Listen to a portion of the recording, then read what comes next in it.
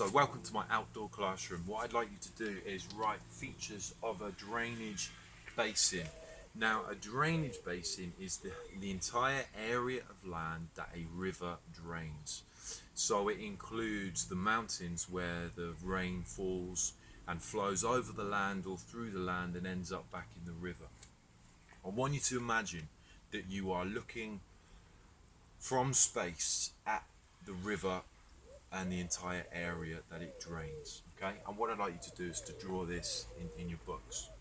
So first off,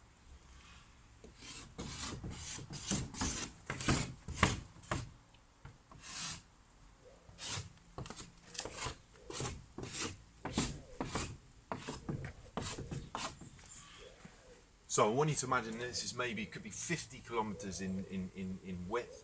This is the whole area of the drainage basin, like the basin in your bathroom, where if you pull out the plug, which is the river, the water inside the basin drains. Okay, so here's your drainage basin.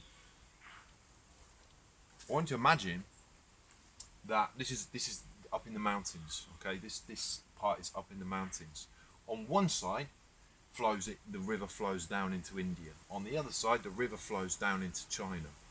The river down into China is the Yangtze River. The river down into India is the River Ganges. Now, what this line, the edge of the drainage basin, is called a watershed. Write this.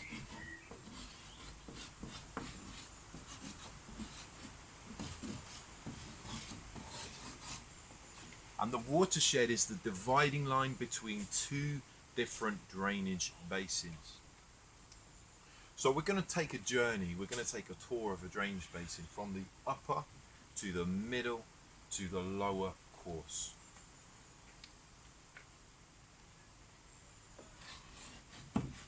Write this, draw this as you go.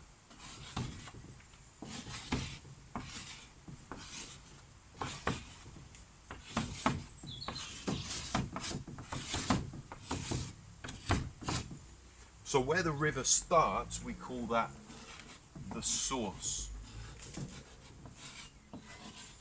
Now the source is in the upper course of the river, and it's no more than about a trickle.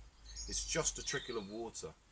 And what you find is then you have tiny streams that start to flow and join up with one another. These tiny streams, which I've drawn here, are called tributaries. Tributaries.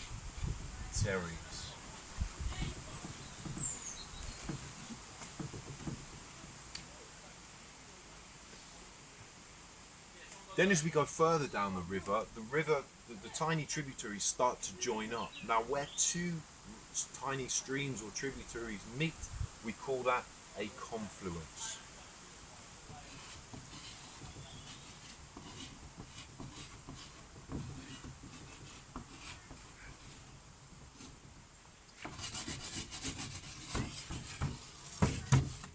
What you find is the river starts to get wider as you go further down. So you start at the upper course, then you go to the middle course, and then finally to the lower course.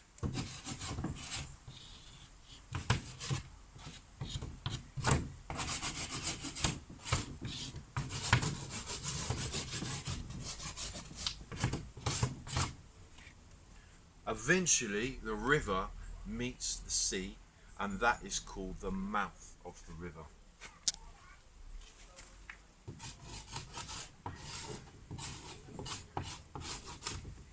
Going back just a bit, you also find that you have these large bends in the river called meanders, and you find these in the middle stage, the middle course of the river.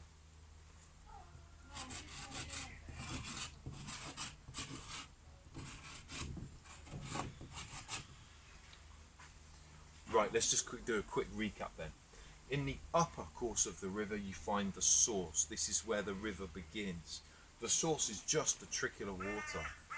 You also find that there are lots of streams. These tiny streams are called tributaries.